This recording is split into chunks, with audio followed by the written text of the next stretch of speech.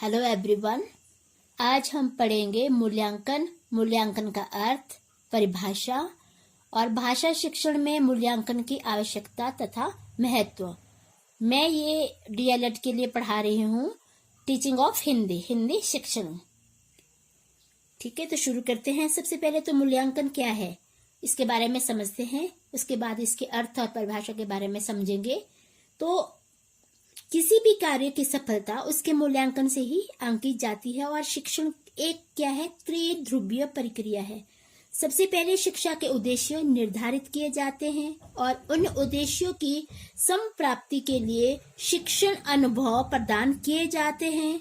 तत्पश्चात विभिन्न साधनों तथा क्रियाकलापों से यही पता लगाया जा सकता है जो शिक्षण से उद्देश्य की कितनी प्राप्ति हुई है तथा कहाँ तक वे कारगर साबित हुए हैं।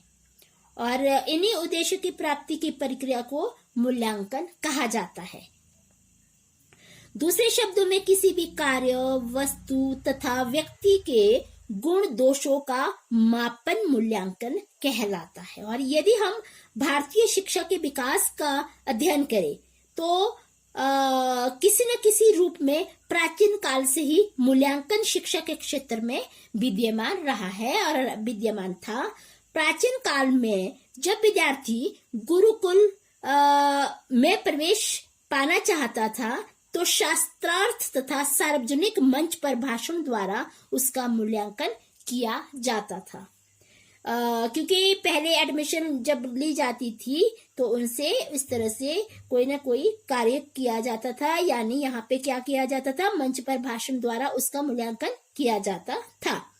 और वैदिक कालीन तथा उपनिषद ग्रंथों में इस बात की यही चर्चा हुई है कि जब कोई विद्यार्थी गुरुकुल में रहकर विद्या का अध्ययन करना चाहता है तो गुरु प्रश्न पूछकर उसके पूर्व ज्ञान की परीक्षा लिया करता था और इस बात की जांच करता था कि क्या वह विद्यार्थी गुरुकुल की शिक्षा के अनुरूप है। रोम तथा यूनान में भी मौखिक प्रश्न पद्धति को अपनाया गया था। तो यूनान के जो प्रसिद्ध शिक्षा शास्त्री सुकरात है, वो सुकरात इस विधि के विशेषज्ञ माने जाते थे। तो आजकल भी प्रवेश के लिए मूल्यांकन अपनाया जाता है। जब भी कोई बच्चा एडमिशन लेता है तो क्या करते हैं, पहला उसका मूल्यांकन, प्रवेश के लिए मूल्यांकन अपनाया जाता है। तो आधुनिक समय में भी शिक्षण प्रक्रिया में पाठ्यचर्या का मूल्यांकन परीक्षा तथा विभिन्न क्रियाकलापों से किया जाता है। तो परीक्षा का अर्थ क्या हुआ, इम्तिहान होता है, जांच पड़ताल होती है, निरीक्षण होता है, समीक्षा होती है, गुण दोष होता है, आदि रूप में ये किया जाता है। परीक्षा क्या होती है, परीक्षा शब्द की उत्पत्ति इक्ष धातु से हुई है जिसका अर्थ क्या होता है, इम्तिहान, जांच या परख है। ठीक है, तो ये आजकल जो परीक्षा के स्थान पर मूल्यांकन, मापन आदि शब्दों का प्रयोग होने लगा है।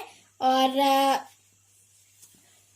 इसी अब चलते हैं मूल्यांकन का अर्थ और परिभाषा।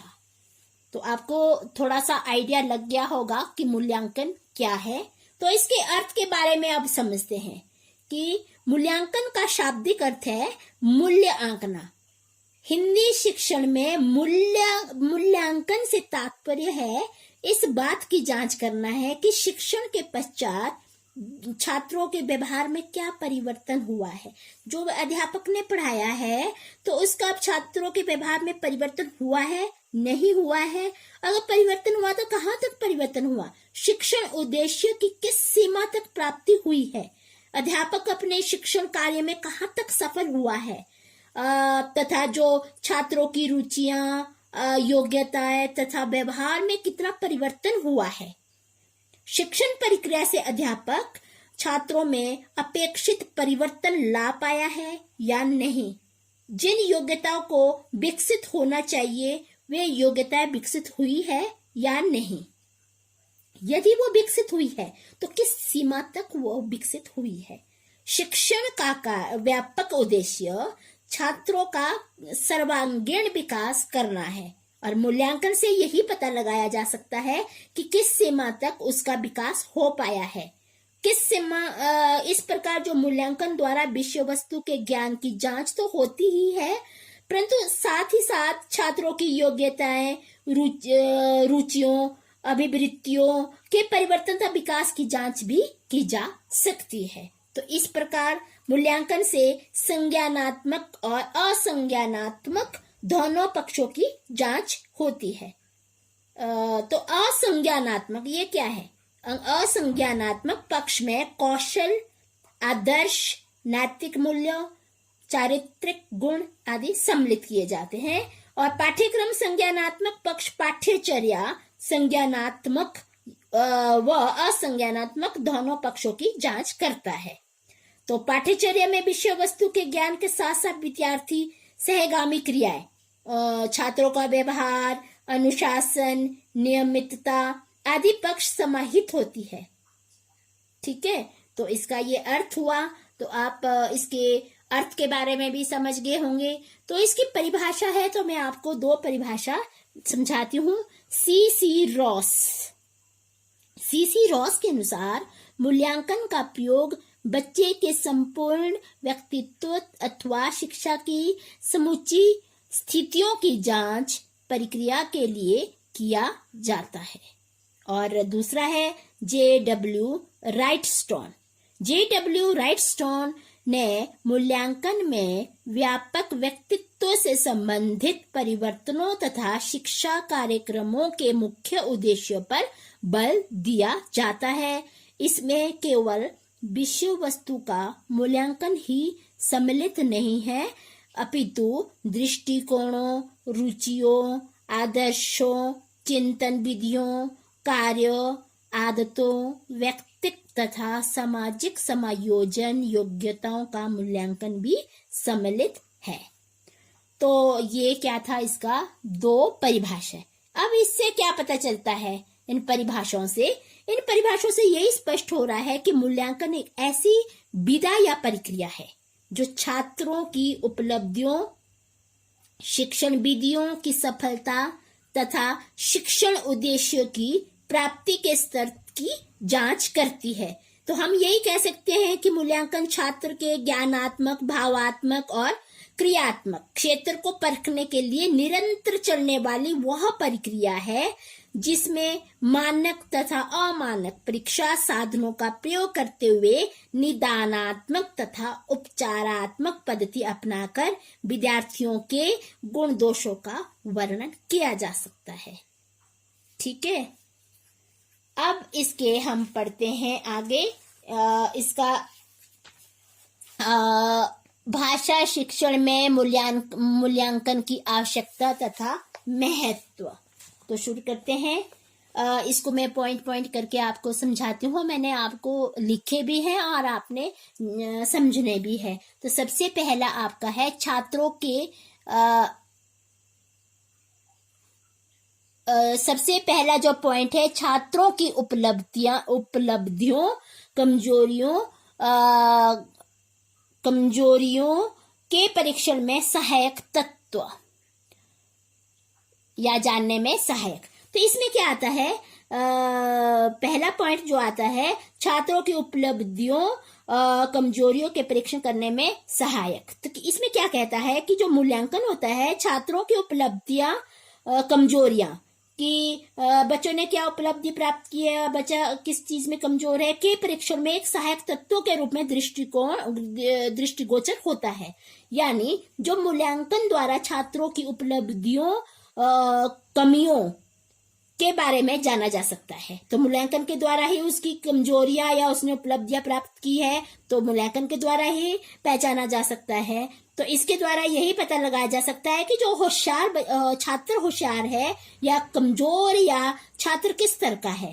तो कौन होशियार है, छात्र होशियार है या कमजोर है, या छात्र किस स्तर का है। तो यही क्या है, ये मूल्यांकन के द्वारा ही पहचाना जा सकता है। तो उच्चारण उसका शुद्ध है, अशुद्ध है, अक्षर विन्यास संबंधी त्रुटियां करता है आदि। तो ये क्या होता है कि मूल्यांकन के द्वारा ही उसकी उपलब्धियां और कमजोरियां पहचानी जा सकती है। यानी उत्तीर्ण विद्यार्थियों में भी कौन कौन सा विद्यार्थी दूसरे से योग्यतर है। मूल्यांकन से यही भी पता लगाया जा सकता है कि कौन सा छात्र लिखित अभिव्यक्ति में दोष करता है और कौन सा वाचन में कमजोर है। तो इससे यही स्पष्ट होता है कि जो छात्र की उपलब्धियां और कमजोरियों के मापदंड या कसौटी है मूल्यांकन। ठीक है, तो यानी छात्र की उपलब्धियों, कमजोरियों, गुण दोषों को उजागर करता है। अब ये पहला पॉइंट था जो डिस्कस हो गया है। अब दूसरा है छात्रों को वर्गीकरण करने में सहायक।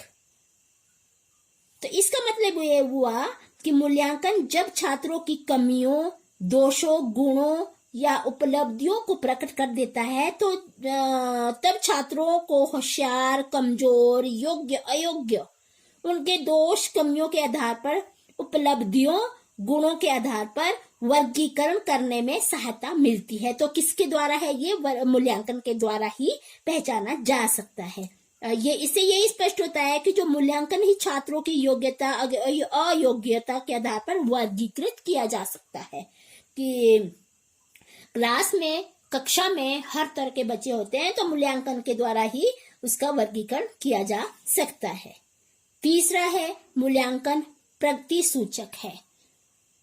तो इसका मतलब ये हुआ कि मूल्यांकन छात्रों की प्रगति की जानकारी प्रदान करता है।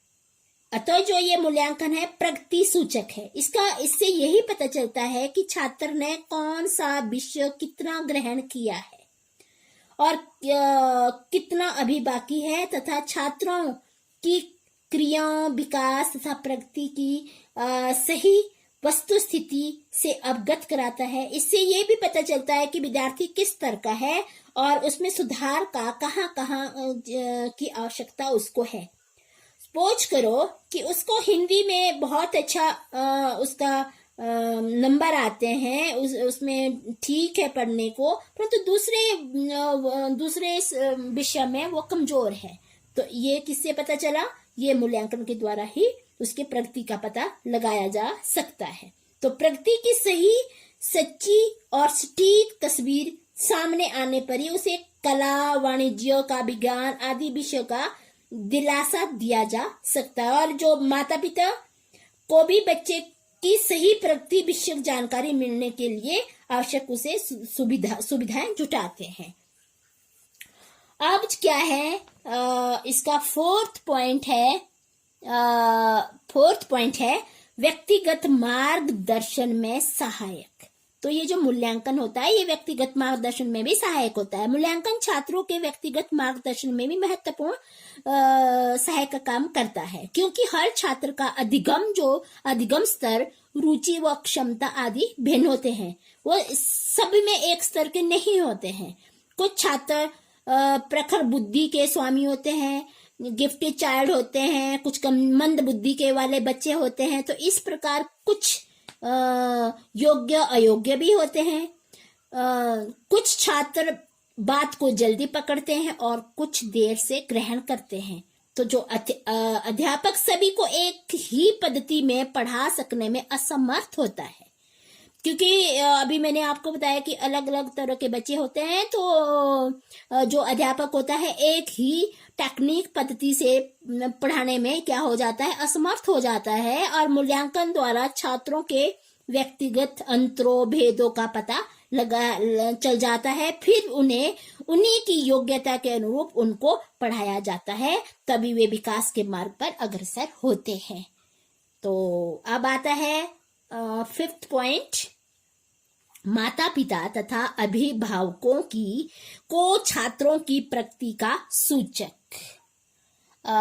तो इसका क्या मतलब हुआ कि मूल्यांकन द्वारा माता पिता या अभिभावक कौन हुए? माता पिता को छात्रों की प्रगति या विकास का सही जानकारी मिलती है, और इसीलिए वह अभिभावकों को छात्रों की प्रगति का सही ब्यौरा जो प्रस्तुत करता है। और मूल्यांकन के प्राप्तांकों से छात्र, अभिभावक, प्रबंधक तथा अन्य संबंध व्यक्तियों को सार्थक और स्पष्ट संकेत मिलता है और कमजोरियां पता लगाने पर छात्र भी अपनी कमजोरियों को दूर करने का प्रयत्न करते हैं और साथ ही अभिभावक या माता पिता भी उनकी कमजोरियों को दूर करने के लिए उचित सुविधाएं प्रदान करता है। तो क्या होता है, ये मूल्यांकन के द्वारा ही इसकी पता लगाया जा सकता है। तो 6वां, शिक्षण विधियों के सुधार में सहायक। यहाँ पे क्या है कि अध्यापक अपने अध्यापन को सुचारू रूप से चलाने के लिए सफलतापूर्वक शिक्षण कार्य हेतु अनेक प्रकार की शिक्षण विधियों को अपनाता है। लेकिन जो मूल्यांकन ही वह कसौटी या मापदंड है जिसके द्वारा यही पता लगाया जा सकता है कि जो कौन सी शिक्षण विधि उपयोगी है और कौन सी अनुपयोगी है। परीक्षा परिणामों का विश्लेषण के उपरांत ही अध्यापक को यही पता लगाया जा सकता है या यही पता चलता है कि उसकी शिक्षण विधि सही, सार्थक या दोषपूर्ण है। तो मूल्यांकन द्वारा ही अध्यापकों को अपने शिक्षण विधि की गुण, दोषों आदि की जानकारी प्राप्त होती है कि कौन सी टेक्निक उसने अपनाई है, क्या उसको कितना समझ बच्चे को आया है, तो उसमें फिट बैठती है वो जो उसने टेक्निक, जो विधि उसने जिस विधि से वो अध्यापक पढ़ा रहा है, उसके गुण दोषों की आदि की जानकारी भी प्राप्त होती है और उसके बाद वह अपनी शिक्षण विधि में आवश्यक सुधार करता है। तो फिर क्या करता है, वो जो अध्यापक होता है, अध्यापक अपनी शिक्षण विधि में भी सुधार करता है। तो इस प्रकार स्पष्ट है कि जो मूल्यांकन ही अध्यापक को अपनी शिक्षण विधियों के प्रति सचेत, जागरूक करता है और उन्हें सुधारने के लिए प्रेरणा प्रदान करता है। तो ये कौन सा आपका था पॉइंट 6। अब है आपका 7, पाठ्यक्रम के सुधार में सहायक तत्व। मूल्यांकन केवल पाठ्यक्रम और पाठ्य पुस्तकों में भी आवश्यक परिवर्तन और सुधार के उपायों का संकेत देता है, बल्कि शिक्षा के उद्देश्य और शिक्षण विधियों आदि के बारे में भी ये निर्देश देता रहता है। मूल्यांकन से यह भी स्पष्ट हो जाता है कि पाठ्यक्रम शिक्षा उद्देश्यों की प्राप्ति में कहाँ तक सहायक हुआ है। मूल्यांकन द्वारा यह भी पता लगाया जा सकता है कि मूल्यांकन ही पाठ्यक्रम के गुण अवगुण दोष को उजागर करता है, ताकि जो पाठ्यक्रम है, पाठ्यक्रम में आवश्यक परिवर्तन किया जा सकता है। तो इससे यही स्पष्ट होता है कि मूल्यांकन केवल छात्रों या अध्यापकों का ही मूल्यांकन नहीं करता है, बल्कि वह क्या करता है, पाठ्यक्रम को भी का भी मूल्यांकन करता है, पाठ्यक्रम को भी कसौटी पर कसता है। अब आता है 9, रिकॉर्ड रखने में सहायक। इसका मतलब ये हुआ मूल्यांकन छात्रों का रिकॉर्ड रखने में भी एक सहायक तत्व है। छात्रों के शारीरिक, मानसिक, बौद्धिक विकास के लिए उनका विस्तृत ब्यौरा मूल्यांकन करवाकर रिकॉर्ड रखना पड़ता है और विभिन्न क्षेत्रों में उनका मूल्यांकन करके आवश्यक रिकॉर्ड बनाकर उनके जो माता पिता या अभिभावक को सूचित करना होता है। इससे यही स्पष्ट होता है कि यदि छात्रों का मूल्यांकन होगा तो रिकॉर्ड बनेगा, अगर मूल्यांकन नहीं होगा, मूल्यांकन ही नहीं किया जाएगा तो रिकॉर्ड भी नहीं बनेगा। ठीक है, तो ये क्या होगा, मूल्यांकन अगर होगा, छात्रों का मूल्यांकन होगा तो ही रिकॉर्ड, तो उनका रिकॉर्ड बनेगा। यदि मूल्यांकन नहीं तो रिकॉर्ड का प्रश्न ही नहीं उठता है। और मूल्यांकन बालक के उपलब्धि स्तर में सुधार लाने की दिशा को निर्धारित करने में भी ये सहायता करता है। तो अब ये जो रिकॉर्ड रखने में सहायक, ये 8 पॉइंट आपका हुआ। अब आपका आगे जो पॉइंट है वो है हिंदी भाषा शिक्षण के उद्देश्यों को प्राप्त करने में सहायक। अब क्या है कि इसमें क्या है कि जो शिक्षा के विभिन्न स्तरों पर शिक्षण के कुछ उद्देश्य अध्यापक निश्चित कर लेता है और इन उद्देश्यों की प्राप्ति कहाँ तक हुई है, मूल्यांकन से ही जाना जा सकता है। जैसे प्राइमरी स्तर पर भाषा शिक्षण का उद्देश्य क्या है, वर्णमाला एवं मात्राओं का ज्ञान करवाना और अपनी भावाभिव्यक्ति को शुद्ध रूप से स्पष्ट करना और सिखाना भाषाध्यापक का उद्देश्य है। तो यह जानने के लिए अध्यापक किसी परीक्षा का आयोजन करता है और इससे उसकी उपलब्धियों का पता चलता है। तो ये अब है 10, विद्यार्थियों को उनके बौद्धिक ज्ञान के आधार पर विषय चुनने में सहायक। तो यहाँ पे क्या होता है कि जो विद्यार्थियों को उनकी रुचि क्षमता के आधार पर विषय चुनने में परीक्षाएं महत्वपूर्ण भूमिका अदा करती है। तो हाई स्कूल तक क्या होता है कि विद्यार्थियों को सभी विषय पढ़ने होते हैं। मैट्रिक की परीक्षा फल के आधार पर निर्धारित किया जाता है किस विषय विशेष का अध्ययन उच्च माध्यमिक स्तर पर किए जाए, कि उसने कौन सा विषय क्या रखना है, किसमें बच्चा ठीक है तो उसको किस विषय विशेष का अध्ययन उच्च माध्यमिक स्तर पर किया जा सकता है। तो इस प्रकार परीक्षा मूल्यांकन विद्यार्थियों की रुचि अनुसार विषय चुनने में सहायक भूमिका अदा करती है। अब आता है 11, पाठ्य पुस्तक निर्माण में मूल्यांकन का महत्व। अभी मैंने पाठ्यक्रम बताया, ये क्या है, पाठ्य पुस्तक। तो पाठ्य पुस्तक की उपयोगिता अनुपयोगिता की परख भी मूल्यांकन के द्वारा ही की जाती है। तो जो पाठ्य पुस्तक विद्यार्थियों के मानसिक स्तर के अनुकूल होनी चाहिए। ये नहीं होना चाहिए कि पाठ्य पुस्तक जो है वो जहां बच्चे ने 5th क्लास का बच्चा है, 1st क्लास का बच्चा है और उसको लगा है 5th क्लास की बुक, तो क्या है, इसके अनुकूल नहीं है, मानसिक स्तर के अनुकूल नहीं है। तो पाठ्य पुस्तक विद्यार्थियों के मानसिक स्तर के अनुकूल होने चाहिए। विषय सामग्री में विविधता होनी चाहिए। यदि परीक्षा फल वांछित नहीं है आया तो क्या है, परीक्षा फल पाठ्य पुस्तक के पुनर्निर्माण पर विचार के लिए बाध्य करता है। इस प्रकार जो मूल्यांकन परीक्षा पाठ्य पुस्तक की समीक्षा भी करती है। पाठ्य पुस्तक का निर्माण मूल्यांकन परिणाम से किया जा सकता है। और अब आता है छात्रों को अलग अलग वर्गों में वर्गीकृत करने में सहायक।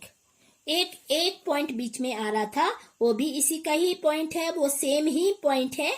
तो क्या है ये पॉइंट, छात्रों को अलग अलग वर्गों में वर्गीकृत करने में सहायक। ये मूल्यांकन से ही विद्यार्थियों को यही जानकारी प्राप्त हो जाती है जो उसके आधार पर विद्यार्थियों को वर्गीकृत किया जा सकता है। जो विद्यार्थी योग्य है उन्हें अलग वर्ग में तथा जो कमजोर है उन्हें अलग वर्ग में रखा जाता है। तो जो अध्यापक द्वारा उनकी योग्यता एवं उनके मानसिक स्तर के अनुकूल ही शिक्षण विधियों का प्रयोग किया जा सकता है। तो अब हमारा जो लास्ट पॉइंट है वह है विद्यार्थियों के उचित विषय चयन में सहायक। छात्रों को अपनी रुचि तथा योग्यता के आधार पर ही विषय चुनने चाहिए। तो जिस विषय में विद्यार्थी योग्य तथा निपुण होगा वह